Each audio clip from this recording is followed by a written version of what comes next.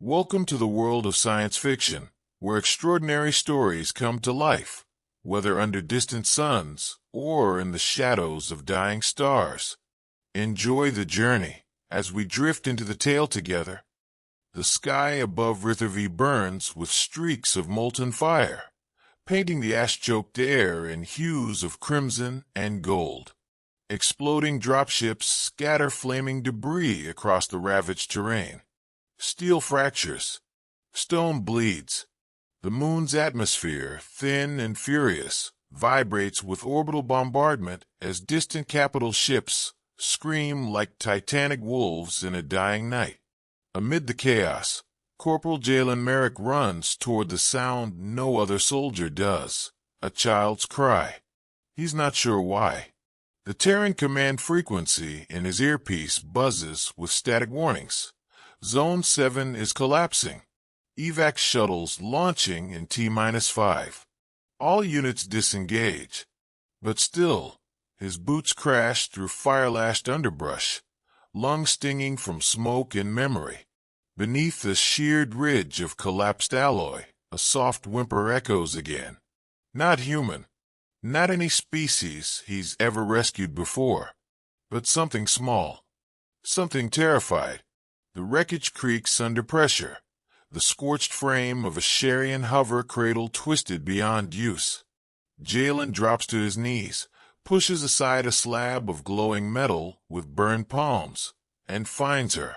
A hatchling, no taller than his chest plate, covered in soft, orange-amber fur that shimmers faintly. Wide eyes, black with floating golden irises, lock onto his. She doesn't scream. She just stares. And for one suspended breath, so does he. The translators in his armor don't recognize her vocalizations, but the language of fear and innocence needs no software. She's clutching something, a torn scrap of bio-silk, maybe her mother's. Her ankle is twisted at an impossible angle, blood like molten sapphire leaking into the dirt. He should call it in. Log coordinates. Signal retrieval for enemy non-combatant juvenile. Instead, Jalen shrugs off his rifle, lowers himself slowly, extends a hand. She flinches, then reaches back. That's when the ridge behind them explodes. Jalen throws himself over her body instinctively, metal shrapnel slicing past his arm. His comm fizzles. His HUD blinks red. Signal lost. He doesn't care. He tucks the hatchling against his chest, whispering soft nonsense through gritted teeth. "You're all right, little one. I got you." She burrows closer into the crook of his arm, trembling, her tail wrapping around his waist like instinct is writing the rules. They lie there, half buried in smoldering dust, as a second barrage falls further south. Jalen watches the glow spread like dawn across the fractured landscape. Part of him wonders if this is how it ends. And part of him, the part holding this impossibly warm, impossibly real life, hopes it doesn't. Above them, the stars burn like gods who've lost interest. But somewhere far away, a different god, a queen cloaked in memory and wrath, feels something awaken. And for the first time in centuries, High Matriarch Thessari opens her eyes in the middle of council night and knows her daughter is still alive. Because some human, just dared to protect her. And according to Sharian law, a life preserved by alien hands is a life owed. The sun rises late on Rithervie. Its dull, rust-colored light filters weakly through the haze of ionized smoke. Jalen blinks against the gritty air, his body pressed tightly against the uneven slope of scorched ground, muscles aching from tension he didn't notice holding through the night. The hatchling stirs in his arms. Her small body is impossibly warm, radiating a heat not just physical but somehow emotional. The way her fingers, too many for a human, clutch instinctively at his flak vest. The way her fur seems to react to his breath, like a field of tiny sensors. He doesn't understand it, but he knows she feels safe with him. "Still here, huh?" he murmurs. "You're tougher than you look." She chirps softly, a trill that the translator still can't parse. It almost sounds like comfort, like she's trying to soothe him now. Jalen adjusts his position, careful not to jostle her injured leg. The bandage he applied hours earlier, torn from the inside of his own uniform, has soaked through. He winces as he checks it again, trying not to show concern. Then he hears the whine, distant, mechanical, growing louder. Drop thrusters. He risks standing enough to peek over the edge of the collapsed slope. Through the dusty haze, 2 Terran evac skiffs descend from the sky. The landing struts extended, side hatches already sliding open. Medics and soldiers spill out in formation. His comm crackles back to life. Unit 47, if alive, respond. "We're sweeping evac perimeter grid now. Hostiles retreated. Repeat, sector stable. Do you copy?" Jalen lifts the mic to his lips. "This is Corporal Merrick, located southeast of Grid 7. I have a juvenile non-combatant." There's a pause. Then, "Say again, soldier." "A what?" He sighs. "A hatchling. Sharian species. Injured. Still alive. I'm requesting med support." Another pause. Then muffled voices. Then, "Hold position. We're sending team." Jalen crouches, brushing soot off the child's ears. "Looks like you're getting a lift, little one." She watches the sky, expression unreadable. But when the soldiers arrive, armored and bristling with equipment, she recoils instantly. Small hands grip tighter around Jalen's forearm. She lets out a low, clicking sound, a warning or a plea. Maybe both. "Easy," he says. "They're friends." But the Terran medtechs hesitate. One speaks cautiously. "Sir, regs are unclear. We weren't briefed on alien juvenile retrieval." "She's hurt. That's the brief." Jalen snaps. The medtech hesitates, then extends a bioscanner. As soon as the beam touches her skin, the hatchling releases a burst of light. It's not fire. It's not plasma. It's a pulse, a wave of bioluminescent heat that flares from her chest like a warning beacon. The medtech stumbles back. Damn it, she just triggered something. But Jalen doesn't flinch. He pulls the hatchling close again, shielding her instinctively. Her glow dims the moment her face touches his chest. The scanners register a sharp shift in her neural patterns, fight giving way to familiarity. The Terrans stare. "Is she bonding to you?" Jalen exhales. "I don't know what she's doing, but I'm not letting her go until she's safe." The officer in charge radios up the chain. Jalen waits, tension thick in his neck. Eventually, the answer comes. "Bring them both in. Matriarch command has made contact. Orders coming from orbit." Jalen's eyes narrow. "Matriarch." The soldier nods.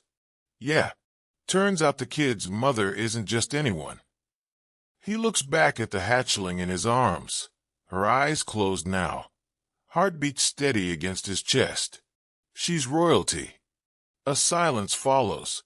Then, without further comment, Jalen steps onto the skiff, still holding her. And somewhere high above Rither V, in the twilight corridors of a living starship carved from bone and memory, High Matriarch Thessari prepares for what her people call a debt of essence, a rite that hasn't been invoked in centuries, and never before with a human. The flight to orbit is short, but Jalen feels every second stretch. Inside the med bay of the Terran skiff, the hatchling rests on a bio bed, but refuses to let go of his hand. Every time a medic tries to separate them, her fur flares a warning orange, her small claws tightening around his fingers like she's anchoring herself to gravity. They give up trying after the third attempt. Jalen doesn't say much. His thoughts loop between confusion, instinct, and a quiet protectiveness that no protocol manual ever taught him. He watches the shifting colors in her fur, the way she seems to calm at the sound of his voice, the way she gazes at him like she already knows him. The skiff lurches slightly as it breaches the outer atmosphere. Through the forward viewplate, stars spill across the black like powdered metal. And ahead, looming like a silent cathedral, hangs a vessel unlike any Jalen has ever seen. It's alive. A massive Sharian bioship, shaped like a crescent whale or a drifting exoskeleton, pulses with slow, organic light. Its hull shifts subtly, alive with veins of violet-blue energy. There are no thrusters, no visible engines, just a feeling, like it breathes in the void. The Terran pilot's voice crackles overhead. "Corporal, just got word. The Matriarch vessel Vathera has accepted your boarding. You're to bring the hatchling aboard personally." Jalen's brow furrows. "Alone?" "Affirmative. Their law, not ours. No weapons, no translator tech. You're to enter with open hands." He stares out at the bioship. Sounds like a trap. No one's arguing, Corporal, but command signed off. Apparently, this isn't diplomacy. It's ceremonial. The hatchling stirs again. Her eyes open. She watches the bioship with something like longing or instinct. Jalen rises slowly, his back sore, and gathers her into his arms. "Guess we're going to meet your people." The airlock is quiet. 2 Sharian envoys await him, tall, live beings clad in ceremonial bone weave, their faces partially veiled with bioluminescent silks. Their expressions unreadable. They bow in slow unison. The taller one speaks in a voice like polished stone. The High Matriarch awaits the Guardian. Jalen glances down at the hatchling, who chirps softly. "Is that what I am now?" The envoy doesn't answer. They lead him into the bioship. He walks barefoot along a corridor grown from ivory-colored roots and translucent membranes. The walls hum softly, alive with breath. Bioluminescent threads snaked overhead, like constellations. Every few steps, a pulse in the walls echoes his heartbeat, or perhaps hers. The hatchling is quiet, but her hand never leaves his chest. They arrive at an enormous chamber, vaulted, glowing, filled with a silence deeper than vacuum. At its center, upon a raised, organic platform, stands her, Thessari, the matriarch. She's taller than him by half a head, her body cloaked in regal armor grown from living crystal and fluid metal. Her eyes shimmer like galaxies, gold and obsidian, and her hair falls like molten copper down her back. She bears no crown, she is the crown. She says nothing for a long time. Then, stepping down, she approaches without guards, without fanfare, and kneels before him. Jalen freezes. Thessari places one hand over her heart, the other extended palm up toward the hatchling he holds. Her voice is deep, melodic, and ancient. "You carried my blood through flame and shadow. You shielded my legacy with your own flesh. And so, as law and soul demand, the matriarch kneels in return." Jalen blinks. "I just kept her safe." Thessari lifts her gaze, and in it burns something powerful and unsettling. "You chose to. Without treaty. Without promise. You acted as kin. No Terran has ever done so for our young. You have changed what we believed immutable." He swallows. "I didn't do it for law." "No, you did it for her." She reaches forward slowly, waiting, then brushes the back of her hand against the hatchling's cheek. The child coos, presses her forehead to Thessari's. The glow between them flares, then fades. Then the matriarch looks back at Jalen. And for that, I owe more than a throne can repay. Jalen stares at her. What exactly are you offering? Thessari rises slowly, her presence suddenly vast. Myself. Silence coils between them. The kind of silence that doesn't need to be filled, only felt. Jalen stands motionless, boots planted on the living floor of the bioship, the hatchling still resting against his chest, small breath warming his collarbone. Before him, High Matriarch Thessari has just spoken words that reverberate with ancient weight. I offer myself. Her voice echoes softly through the chamber, as if the ship itself is listening. Jalen shifts slightly. What exactly does that mean, Matriarch? Thessari straightens, the living armor at her shoulders folding like petals in a slow breath. Her face remains serene, but her eyes shimmer with currents that hint at complexity far beyond human instinct. It is not mating nor servitude, she says gently, reading his reaction with subtle precision. It is honor. In the language of your people, perhaps the closest phrase is a vow of sacred return, an offering of presence. He frowns. Presence. A life for a life. My daughter lives because of you, and so I offer mine, not as a transaction, but a choice. I will be near, available, bound to your orbit until you release me. Jalen glances at the hatchling, now lightly dozing, one ear twitching at the sound of her mother's voice. That sounds intense. Thessari tilts her head. Your kind touches hands in greeting. My kind touches fate. We do not do half measures. He exhales, suddenly aware of how small he feels inside this chamber of light and memory. You don't have to do this. But I do, she replies, taking one step closer. You must understand, no Sharian has ever accepted debt from a Terran. You broke a taboo older than some of our stars. Not with violence, not with threats, but with a choice. He considers that. The matriarch steps closer, and now he sees it. Beneath the layers of regal bearing, beneath the powerful architecture of her posture and tone, there's a flicker of something else. Something fragile. She's afraid. Not of him, but of the precedent. Of being the first sovereign to kneel. Jalen studies her. Then let's make it mutual, he says. Thessari blinks. Explain. I'll accept your offering, but not because of some ancient law. I'll accept it because I want to. Because you don't have to carry this alone. Silence again, but this time it hums. Thessari lowers her gaze. Not out of submission, but understanding. That, she says softly, is a Terran answer. Before more can be said, a voice interrupts, a soft melodic trill from the chamber wall. A Sharian attendant appears in a shimmer of biolight, bowing.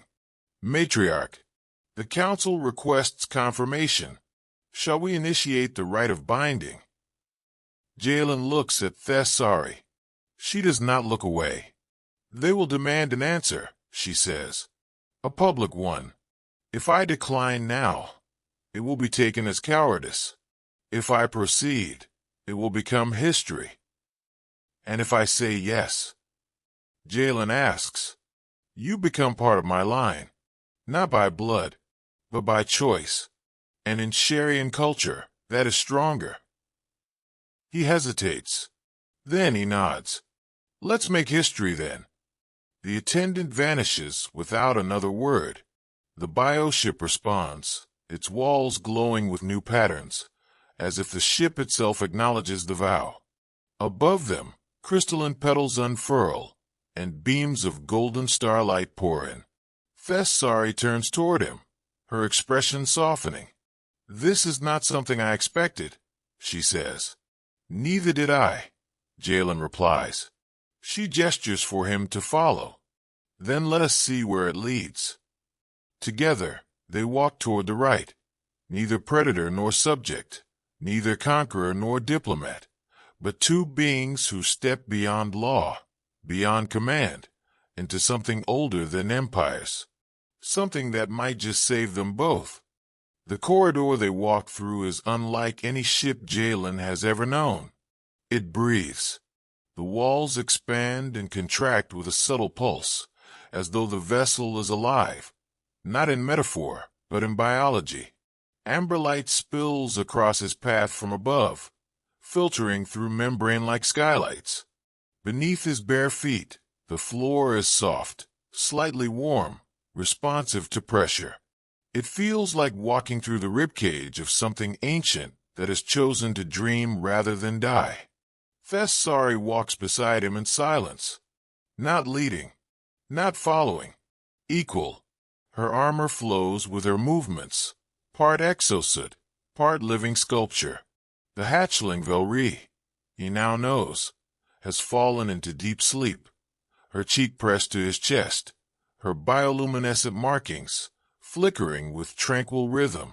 Eventually, the path opens into a chamber that stuns him. It isn't just architecture, it's ritual incarnate.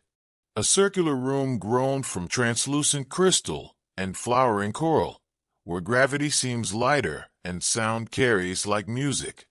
In the center, a shallow pool of silver-blue liquid, like molten glass, with 3 glowing platforms set just above its surface.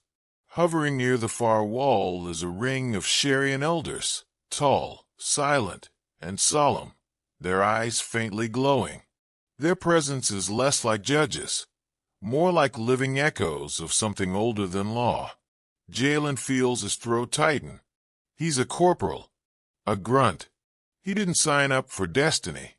But here he is, barefoot, battle-weary, holding the child of a species humans have barely begun to understand. And her mother just asked him to share a bond the galaxy hasn't seen in generations. "Where do I stand?" he asks quietly. Thessari turns her head toward him. There is no correct position.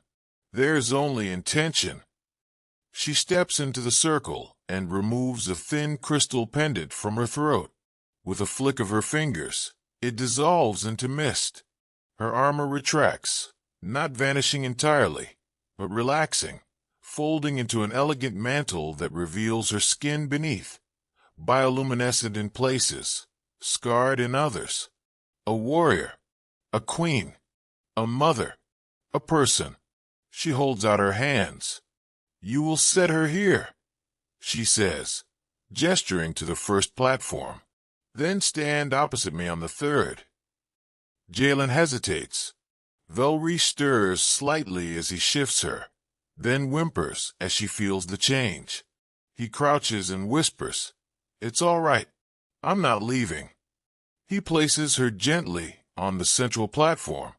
It responds to her presence with a soft ripple of light. Then he rises and takes his place. The moment he does, the chamber shifts. No longer merely beautiful, it becomes alive. The walls shimmer. The floor hums. The liquid between them emits tendrils of biolight that rise like threads of stardust, brushing against his calves. One of the elders speaks. His voice is wind and hollow bone. The pulse of reciprocation begins. Will the matriarch offer her essence to the outborn guardian? Thessari's eyes do not leave Jalen's. "I will." And will the outborn guardian accept what is given and return his own, not in debt, but in will? Jalen breathes in slowly. This is not a political contract. It is not romantic, not transactional. It is symbolic, an intertwining of memory, an offering of presence. He nods. "I will." The pool between them rises, not with water, but with light. Threads of memory, threads of self. It touches his skin and sings. Suddenly he sees. He sees Thessari, not standing before him, but growing. A hatchling herself once, lifted by her mother toward a ceremonial light. He sees war, loss, coronation. He sees her holding a stillborn child and not crying, because matriarchs do not cry. He sees every lonely choice that brought her to this moment. And then she sees him, a boy on a ruined Earth colony. Dust storms, a sister he couldn't save. Years of silence buried under discipline. That moment in the rubble when he heard the cry. Not a command, not a mission, just a cry. And he chose it. Not because of duty, because he could not choose. Tears spill from Thessari's golden eyes.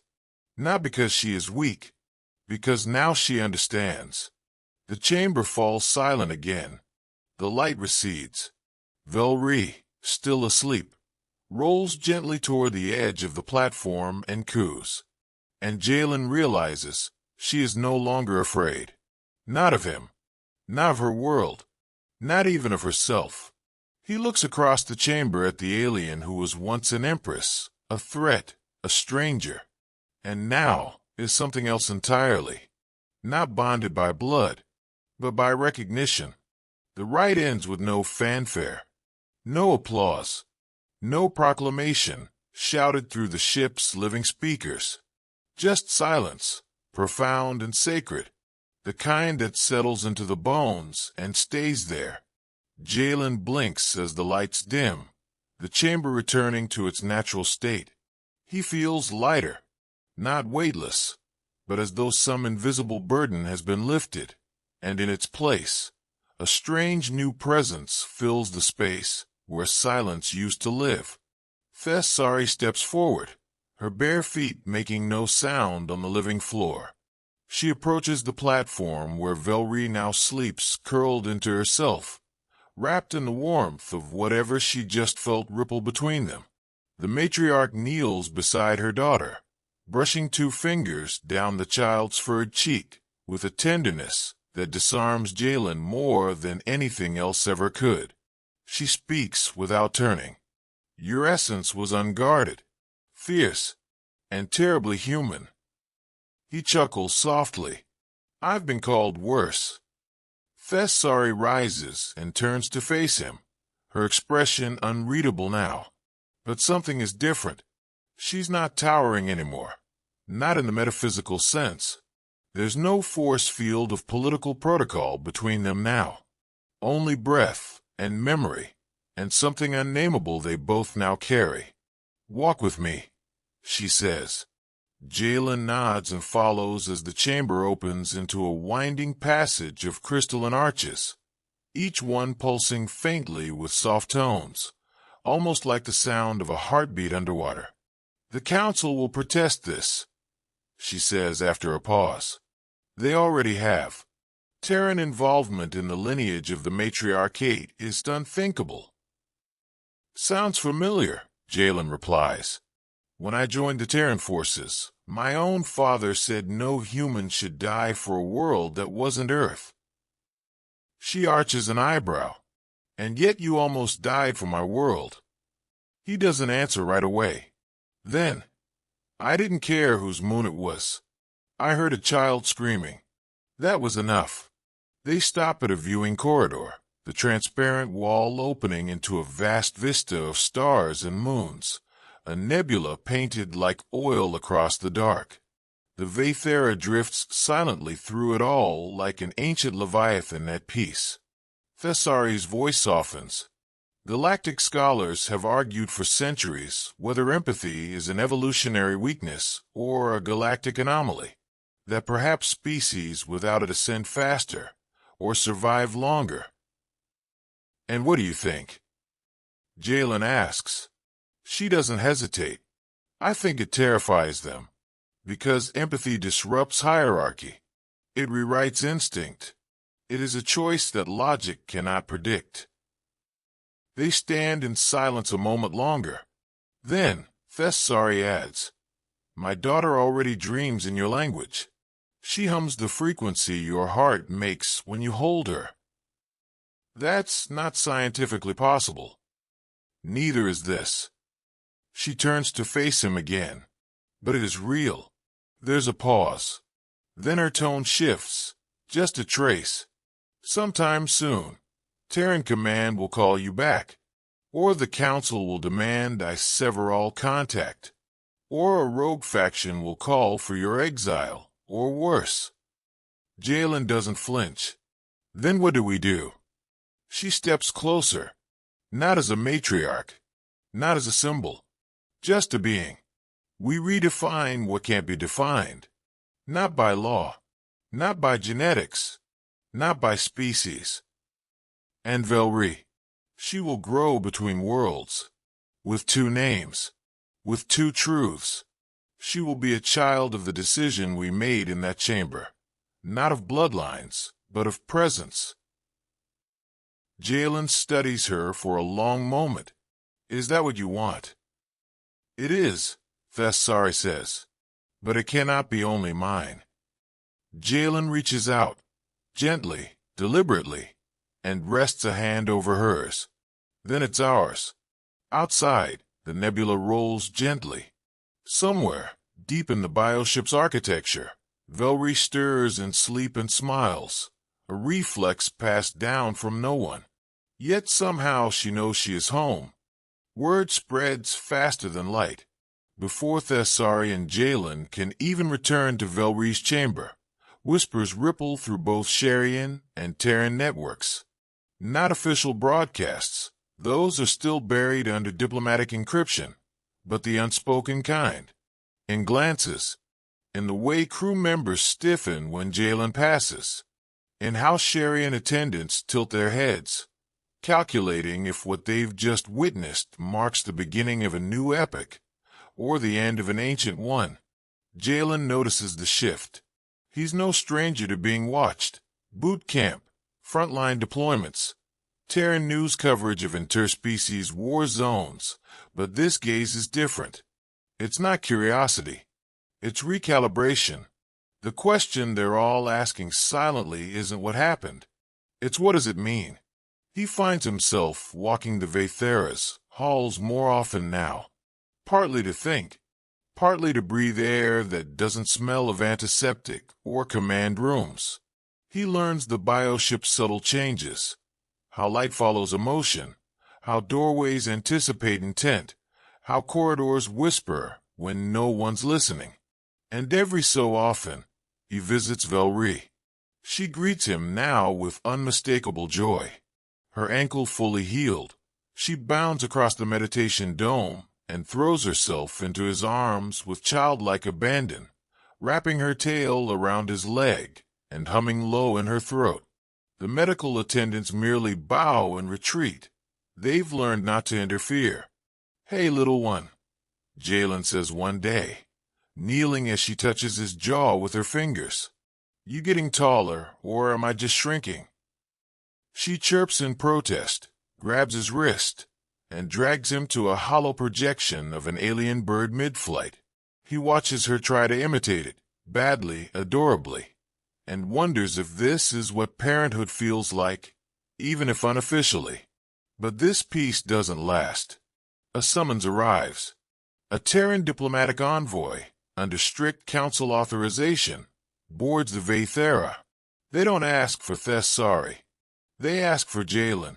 He meets them in a neutral chamber, one of the few designed for multi-species breathing environments. The lead envoy, a sharply dressed bureaucrat named Lorne, offers a curt nod.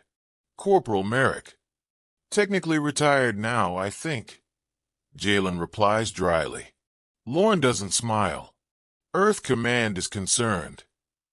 "I'm surprised it took this long. You've entered into a cultural right with a foreign sovereign. Do you have any idea what kind of precedence that sets?" Jalen leans back. "I didn't do it for politics."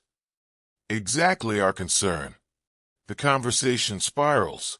The words unauthorized, destabilizing, and precedent come up far too often. At last, Lorne folds his hands. "There's a quiet way to end this. Publicly withdraw. Return to Terran space. Let the Matriarch face her council's consequences alone." Jalen studies him. Is that an order? No, Lauren says carefully, but it's a strong suggestion. Jalen exhales slowly. The lights in the room pulse faintly, almost reacting to his heartbeat. Then here's mine, he says. Tell Earth Command they should start adjusting. Because what's happening here? It's not a scandal. It's a beginning. Lauren's face tightens. This won't go well for you. Jalen smiles, just a little. You say that like I ever expected it to. He leaves the chamber and walks the long path back toward the inner sanctum. When he reaches the bridge, Thessari is waiting. Her expression is unreadable, but the moment their eyes meet, something calms in her shoulders. You spoke with them, she says. Yeah, and they're scared. Not of me, of you choosing me. She studies him for a moment, then says, So are my own kind. He nods. Maybe that means we're doing something right. She walks closer, slowly, deliberately. They will come for you, she whispers. Both sides. With questions. With pressure. With fear. Are you prepared for that? He doesn't answer immediately, but then he looks at her, this alien matriarch who offered her presence not from obligation, but from something deeper, something freely chosen. He thinks of Velri asleep beneath starlight woven through the ship's hull. And he nods. I'm not prepared, he says, but I'm here. Sometimes that's enough. The days that follow are anything but quiet. Terran analysts swarm the diplomatic channels, parsing every word of Jalen's interaction with the matriarchate. Sharian high houses enter emergency conclave, debating whether Thessari has violated ancestral law or fulfilled it in a new form.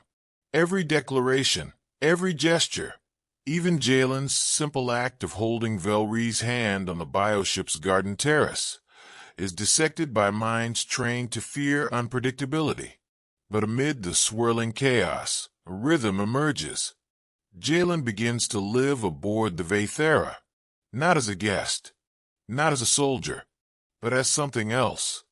At first, it's small things. Thessari requesting his opinion during advisory meetings. Velri drawing him into her early training rituals, mimicking his Terran body language more than her own. Sharian scholars approaching him cautiously in the Arboretum, asking strange, almost childlike questions. What does it mean to improvise? Why do humans cry when they succeed? Do your species really dream in colors no one else sees?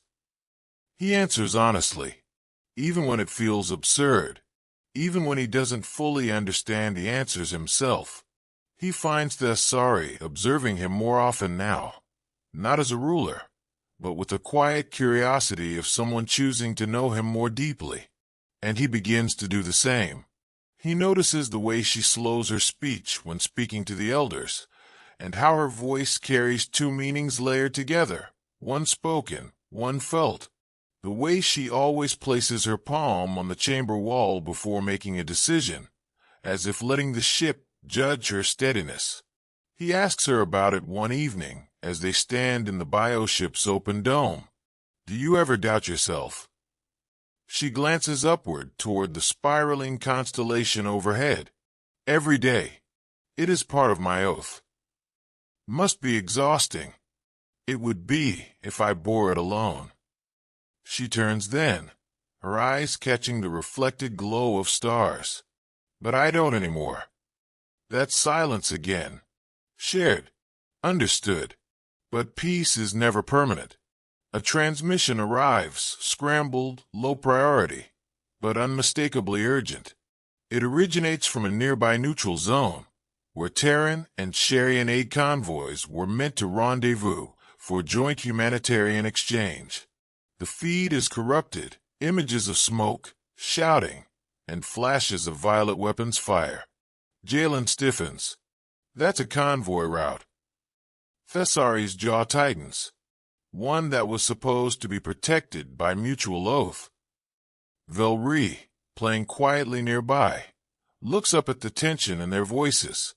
Within hours, the Vathera is en route, its biomechanical drive awakening with a low harmonic thrum.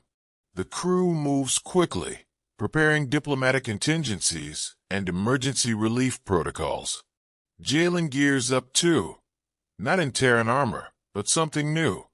A blend of soft Sharian weave and human utility gear, gifted to him after the binding. Thessari finds him at the armory alcove, hands gliding across a curved gauntlet of iridescent plating. "You don't have to go down there," she says. He looks up. "I do. You know that." "I do." She hesitates. "But this time we go together." A pause.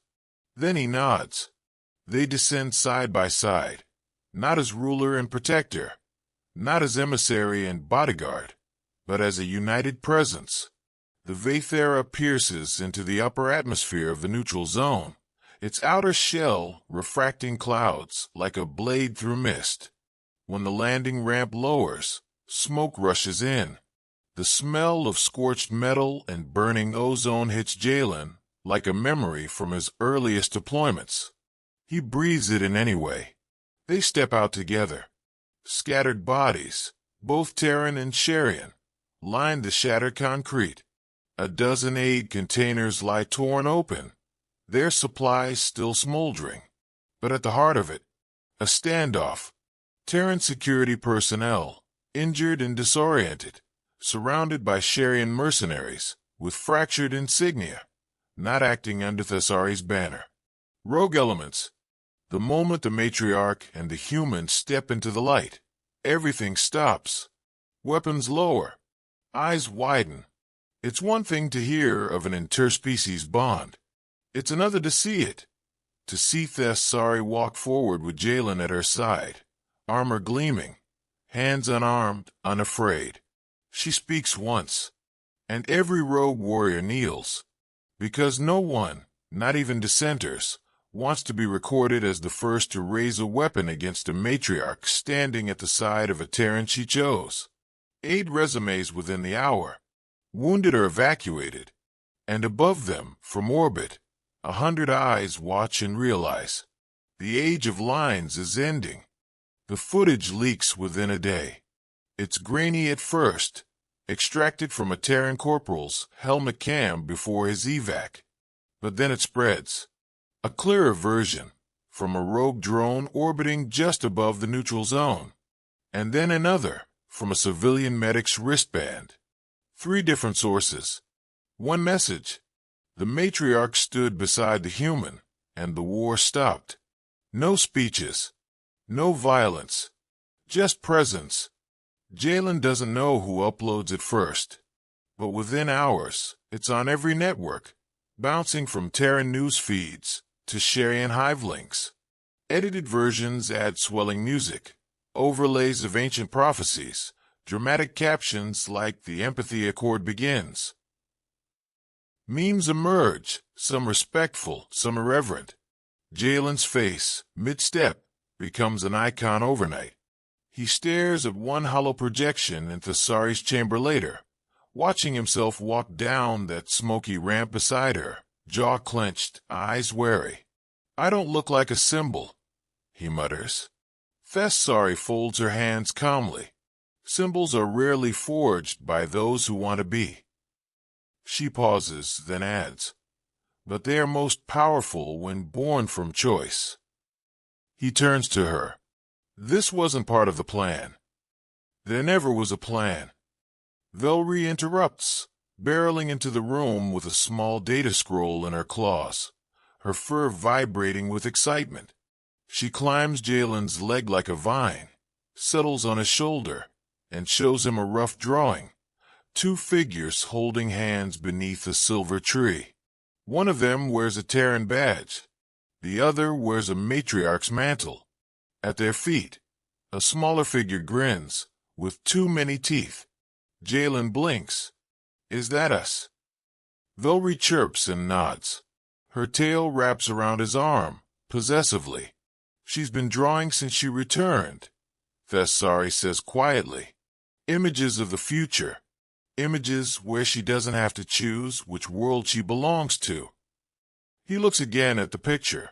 There's something heartbreakingly hopeful in it. Galactic scholars still argue, Thessari says, voice distant, whether the Sharian species is destined to remain insular, that our emotional inheritance is too volatile, that our instinct for isolation protects us from collapse. He glances at her. You disagree. I do now. A pulse flickers through the chamber's walls, soft and rhythmic. It means incoming. Thessari stands, breathes, and calls for the transmission. A hollow projection flickers into being. It's an elder matriarch, one of Thessari's rivals from the High Conclave. Her face is partially obscured by ceremonial mist, but her voice is sharp. You have disrupted centuries of order, she says. Thessari does not flinch. I have followed the truth. You have allowed emotion to cloud duty. I have allowed it to inform it. The elder stares at Jalen's projection for a long beat. You are contaminating our bloodlines with Terran unpredictability. I am strengthening them with human resilience, Thessari replies coolly. Then by the old law, you must face the council. Submit your bond for judgment. Let the right of dissolution or ratification determine what path now binds your line. The message cuts out. The chamber falls quiet again. Jalen breaks the silence. They want to put us on trial. Yes, Thessari says, almost gently. And what happens if they reject it? Her pause is telling. I lose my title, my influence, possibly exile. And me. You are a variable they do not yet know how to punish. He swallows hard. So what do we do? She turns to him fully. Her gaze not royal, not tactical, just honest. We show up. He searches her face. Even if they try to rip it all away. Especially then. Outside, the stars do not blink. But something in the ship's rhythm changes, as if even the Vaethera is preparing itself for what comes next. In her sleep, Velry hums the sound of two worlds colliding, and neither one falling. The High Council of Sharian Matriarchs convenes in the Chamber of Resonance, a place older than recorded language. It is not a hall of politics. It is a living memory, grown from the bones of a long-dead star beast, fossilized and reshaped into a cathedral of judgment. When Thessari and Jalen arrive, the walls echo with a hum that only the Sharian can hear, ancestral frequencies that measure the hearts of those who stand within. Jalen can't hear it, but he can feel it, a subtle pull in his sternum, like something ancient is trying to read his pulse. Thessari stands tall beside him, adorned not in armor, but in the veil of truth, a ceremonial fabric that leaves most of her skin bare, allowing the matriarchs to witness the shifts in her bioluminescence, which is their way of ensuring she cannot lie. A circle of 13 matriarchs waits on tiered pedestals above them. Their eyes glimmer like distant moons. Some are skeptical, others curious. The center pedestal remains empty, until a new shimmer fills the air. It is Velar, the oldest living matriarch. Rumors claim she was born before the first treaty with the Terrans. Her body is thin, her skin a deep purple veined with gold, and her voice, when it comes, is less spoken, more woven into the room itself. Begin. No introductions. No preamble. Thessari raises her chin. I bring before the council my presence-bound companion, Corporal Jalen Merrick of Terra. Whispers flutter through the chamber. Jalen stiffens, sensing the weight of ancient eyes. I do this not out of lust, she continues, nor politics, but because he chose my daughter when he could have chosen survival. He chose mercy when it endangered himself. And I, matriarch of the line of Sereth, choose to stand by that truth. The matriarch to the left leans forward. You admit that this bonding is unprecedented. I do. You admit that the rite of presence was conducted without prior approval. I do. And you still defend it. Thessari places her palm on her heart, with every frequency of my body. Now all eyes turn to Jalen. Velar speaks again, her voice a breath across glass. Terran, speak. Jalen's voice is steady. I'm not here to pretend I understand your laws, or your traditions, but I do know what I felt. He nods toward Thessari. She didn't need to offer herself. I didn't ask for anything, but when I held her daughter, everything in me said, this matters, and I chose to stay. Another matriarch scoffs. Emotion is not basis for binding. Jalen meets her gaze. Maybe not in your world, but in mine, it's the only thing worth binding for. That silences even the skeptics for a moment.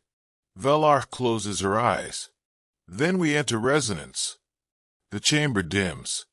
A low hum rises from the floor as ancient light pulses across the crystalline pedestals. It flows around Thessari and Jalen, encircling them like a dance of memory and intent. This is your trial, Thessari whispers, barely audible. They will read us. Read us. Jalen asks. They will see who we are, not just what we've done. Suddenly, the light pierces his skin, not painfully, but deeply. It's like being unraveled and remembered at the same time. He sees Thessari's memories again, her first combat, the moment her predecessor bled out in her arms, the private doubt she swallowed after signing her first interspecies treaty. And she sees him, his childhood in orbiting slums, his sister's gravestone etched into lunar rock, the moment he first held Velri and realized he'd give his life for someone he'd just met. And then the council sees both. Two beings, two species, neither perfect, neither meant for the other, but undeniably aligned. When the light fades, silence returns. Matriarch Velar opens her eyes, and for the first time, her ancient voice carries something else. So rarely do we witness a bond not born of politics, nor legacy, nor prophecy, but choice. She looks at Thessari, then at Jalen, and so, let it be known, the presence is affirmed. The chamber ripples. Thessari doesn't move, but her hand finds Jalen's. 100 years of law rewritten in one breath, and the galaxy is watching. The declaration reverberates through the galaxy like a pulse from a dying star, slow at first, then unstoppable. Presence affirmed. Those two words become a headline, a slogan, a movement. On Terra, news anchors scramble to translate what it means. Some call it a diplomatic breakthrough. Others label it a scandal. In the darker corners of the net, extremist forums erupt, claiming Jalen has been biologically compromised, a pawn in an alien agenda. But in the quieter spaces, among refugee colonies, peacekeeping officers, and interstellar educators, the reaction is different. Hope, not naive hope, not romanticism, but a flicker, the possibility that even after all the wars and betrayals, some truths still resonate across species. Jalen and Thessari are invited to speak before the Intergalactic Harmony Summit, a gathering so bureaucratically labyrinthine it usually takes 6 months to get a seat request approved. Their invitation is marked urgent. They decline. Instead, they remain aboard the Vathera, orbiting a neutral moon where humanitarian aid and cultural exchanges quietly take root. Thessari opens her halls to Terran diplomats. Jalen runs training drills for hybrid security forces, Sharian warriors and Terran Marines learning to read each other's tactics and body language for the first time. But peace is not a stable thing. 3 weeks after the Council's ruling, an attack hits the southern hemisphere of a Sharian border world. A rogue faction, calling themselves the Ancestral Flame, claims Thessari has diluted the bloodline. They broadcast footage of her and Jalen holding Velree in a garden, calling it proof of contamination. The message is clear. We will not kneel to empathy. Jalen watches the feed in the war room. He doesn't speak, doesn't rage, just waits. Thessari enters behind him. They want a response, she says. They want fear, he corrects. We give them clarity. She studies him. You sound like a matriarch. I learned from one. They planned the mission together, not a retaliation, but a protection. Not to destroy, but to shield. A convoy of mixed-species diplomats, scheduled to land on the contested world within days, is now a target. Jalen insists on leading the escort. Thessari insists on leading it with him. You're too valuable, he argues. I'm not a relic, she replies. The Vaethera descends once again, flanked by Terran and Sharian patrol vessels. For the first time in interstellar history, a defense fleet operates under a joint oath. Not military protocol, but presence accord, written less than a month ago. The Ancestral Flame is waiting. But they don't expect what they find. The enemy targets the lead diplomatic craft. But Jalen is already there, on the hull, an armor keyed to Sharian biofrequencies. He rides the curvature of the ship like a comet, leaping across hull panels as plasma bolts scream past him. Inside the burning sky, Thessari fights too, not as a symbol, but as a mother. She protects civilians with the grace of a queen and the rage of a soldier who has known too many endings. In the chaos, Velree is hidden in the safest place aboard the bioship, within the memory chamber, where ancestors once wove decisions into bone. The battle ends, not with annihilation, but withdrawal.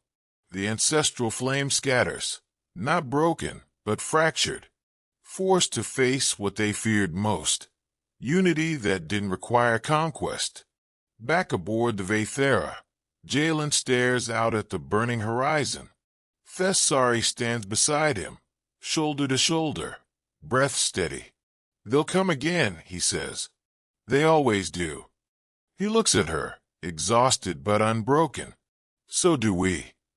In the quiet that follows, Velree stirs awake. She climbs onto the viewing bench beside them, tail wrapping around Jalen's wrist like always.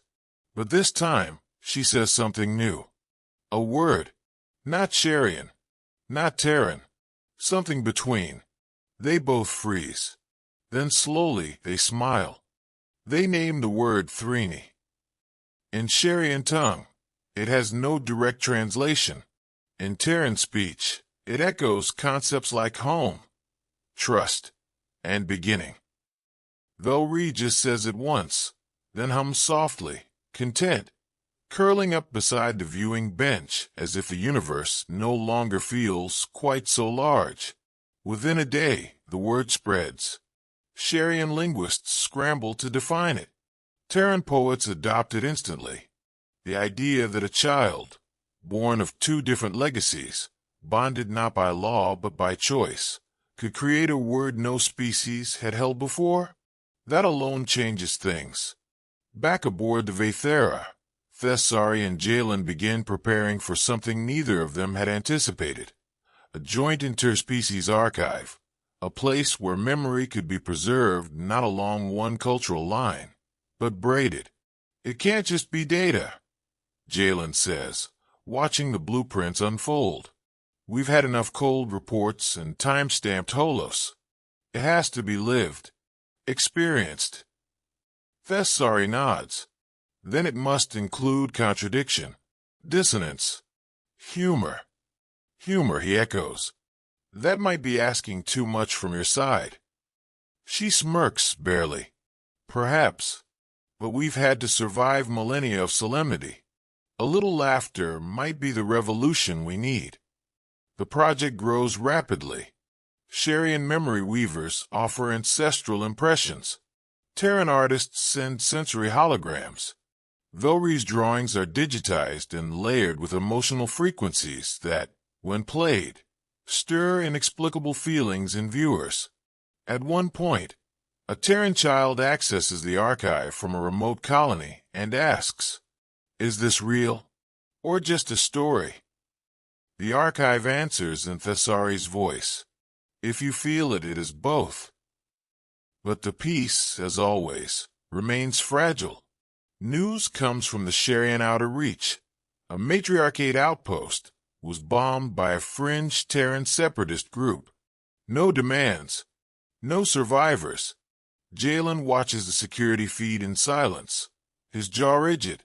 "We can't let this spiral," he says. "If your people retaliate, it all unravels." Thessari nods slowly. "That is why you must go." He looks up. "Go to the Terran Senate. Represent the Accord. Speak before the Assembly. They need to see not just me, but you, a human who stood in fire not for conquest, but for care." Jalen exhales. "I've never spoken before politicians." "They'll listen. And if they don't, then speak louder." He departs within the week. A Sharian escort vessel, painted with the twin crests of presence and legacy, carries him across the stars. Velry watches the launch from the Vaethera's viewing dome. She doesn't cry. She doesn't ask when he'll be back. She just hums the Thrini tone soft, steady. It vibrates through the ship like a second heartbeat. Thessari stands beside her daughter, silent, waiting. The Terran Senate Convocation Chamber is cold, purposefully sterile.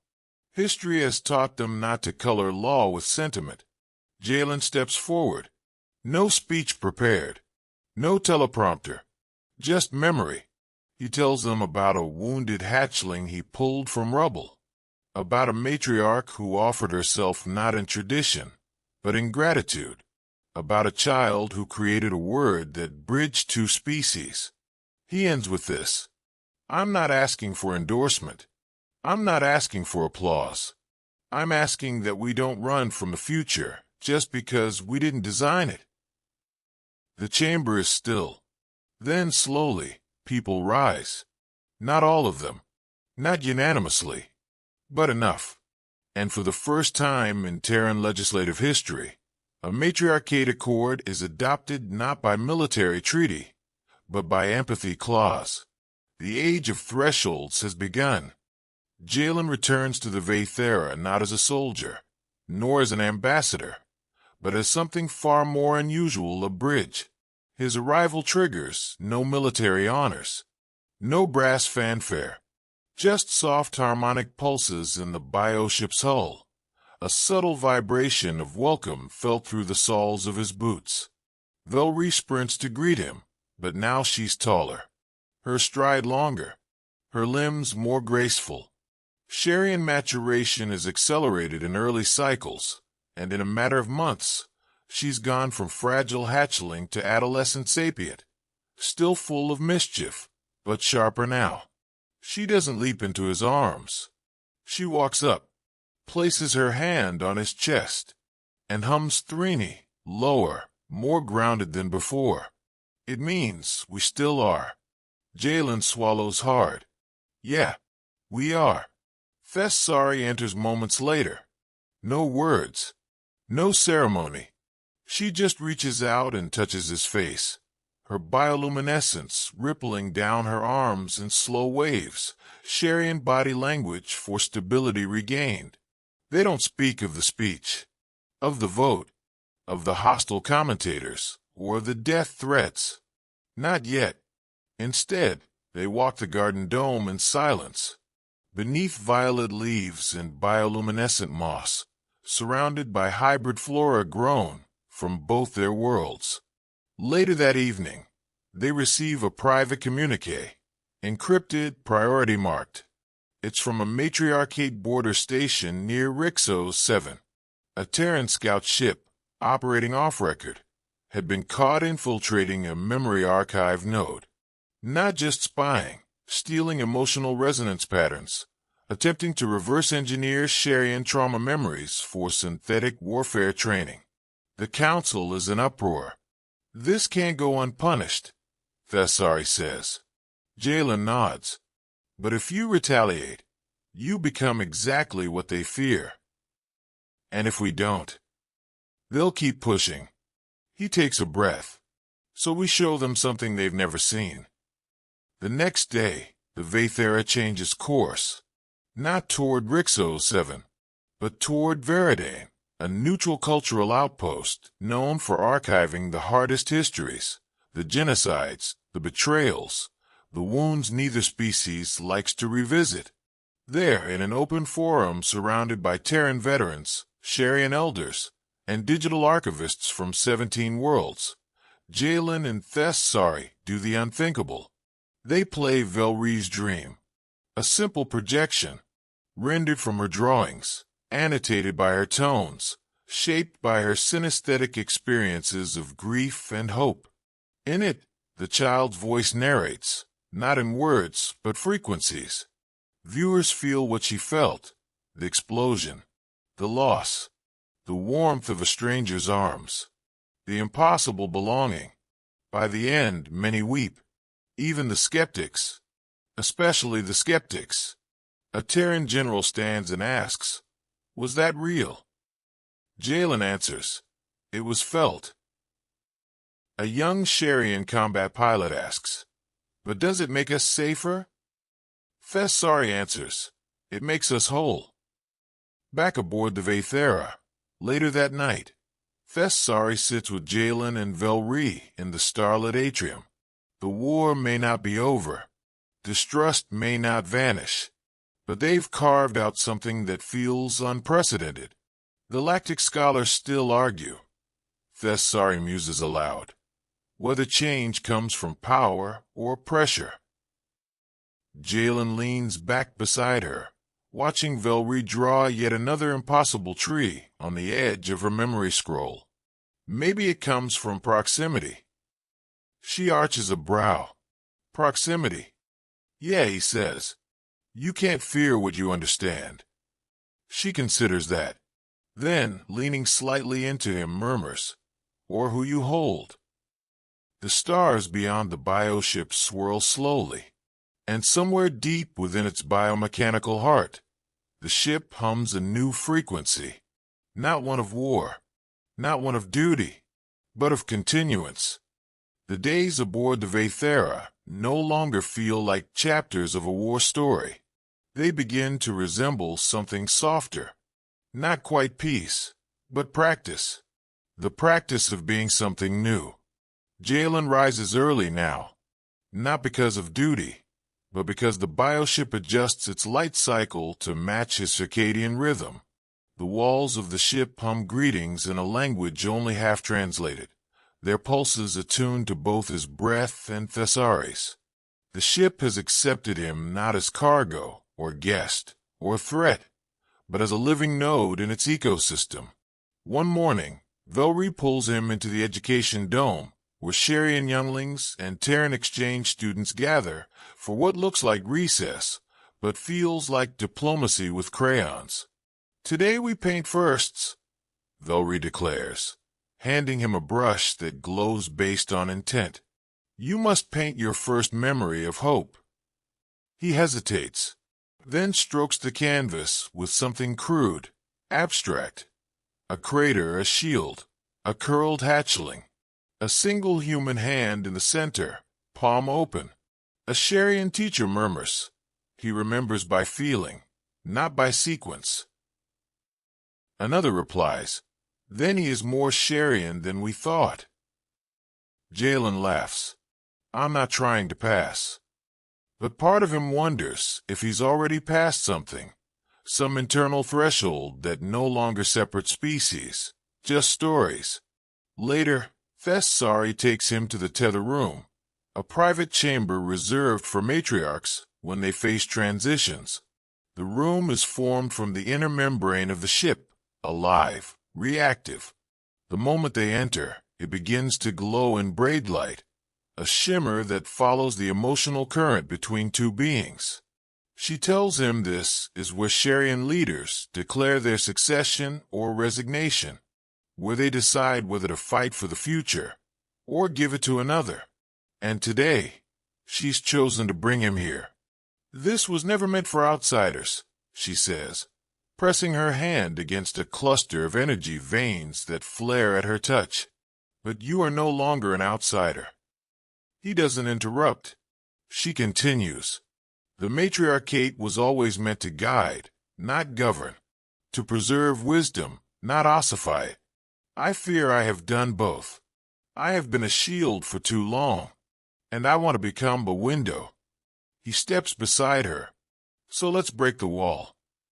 She looks at him, eyes fierce with that strange, measured vulnerability that only leaders dare show when they finally stop needing to be invincible. I'm not stepping down, she says, but I am stepping aside, from tradition, from isolation. I want to weave a new line, one that isn't traced from blood but from bond. The room pulses, accepts, records. The Vaethera hums approval. They stand together beneath the dome, as Velry enters, paint-stained and grinning. She looks at them and says the word again, Threeny. But this time, she adds a second word, one not taught, one not known. It doesn't translate, but both Jalen and Thessari understand it, because some words don't define. They begin, and something new has begun. Months pass. The galaxy does not heal all at once. It limps. It contradicts itself. There are riots on outer moons where tradition still rules by force.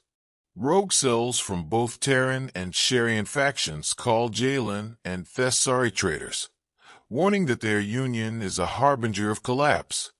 But the collapse doesn't come. Instead, a quiet blooming begins. In a colony carved into the edge of a silicate moon, Terran engineers begin adapting Sharian harmonic memory nodes to store emotional patterns alongside data. Children there now feel the stories of survival, not just read them. On Terra, the first interspecies university opens its digital gates.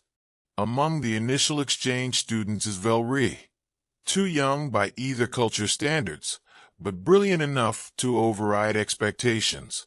When asked about her heritage, she says with a grin, I'm hybrid hope. The phrase catches on. Hybrid hope. Threny accord. The new inheritance. The names vary, but they all orbit one truth. Something human saved something alien, and something alien taught something human how to stay. Jalen never returns to Earth full-time. He visits sometimes, especially when asked to speak before skeptical assemblies or to oversee humanitarian missions. But his home is the Vaethera, not as a guest or a passenger, but as chosen family. He and Thessari walk the ship's domes often, watching the stars change position with time. Once, during a power drift through nebula currents, he turns to her and says, You still think our species aren't meant to mix? She smiles. I think we were never meant to remain separate. And the war? She pauses. A pause is not peace, but peace can begin with a pause. He wraps his arm around her shoulder. Then let's hold the pause. One evening, Velry bursts into their quarters, holding a hollow tablet. I've been invited to teach. Thessari arches an elegant brow. You've been invited? Velry nods enthusiastically. The Academy of Synthesis on Kaldar 4. They want me to run a course on cross-species empathy in pre-conflict environments. Jalen whistles. That's a mouthful. I came up with the title myself, Velry says proudly. Thessari leans back. You are everything we hoped for. No, Velry says. I'm more. And Jalen realizes. She's right. She is not just a child of survival. She is a choice that survived tradition, a possibility that outlived protocol, a life that now begins with freedom. The stars shift. The bioship hums a low, warm tone. Jalen and Thessari stand in silence, shoulder to shoulder, as Vel retypes her confirmation into the terminal, one word pulsing on the screen. Threeny. Then she adds a second line. Instructor, Velry Merrick. The universe inhales and begins a new breath. Let the bioship dim around you now. The harmonics that once pulsed with tension now flow smooth, like lullabies whispered across light years. Jalen stands beneath the domed sky, eyes reflecting not battles, but constellations he has begun to memorize. Thessari beside him, her presence no longer guarded, no longer braced against loss. Just open, quiet. Velry sleeps in the next chamber, curled around a half-finished scroll, her breath steady, her dreams full of color. The galaxy, so loud for so long, finally exhales. You've walked through war and diplomacy, through silence and song. You've watched worlds shift, names whispered that changed fate, bonds formed that defied history. Now let all fade. The tension unwinds. The domes go dark. Only the stars remain. Close your eyes, listener. You are aboard a living ship, somewhere between empires and tomorrows. You are not alone. You never were. Just breathe. The war is not yours to carry. Only the story. Only the hope. Sleep well.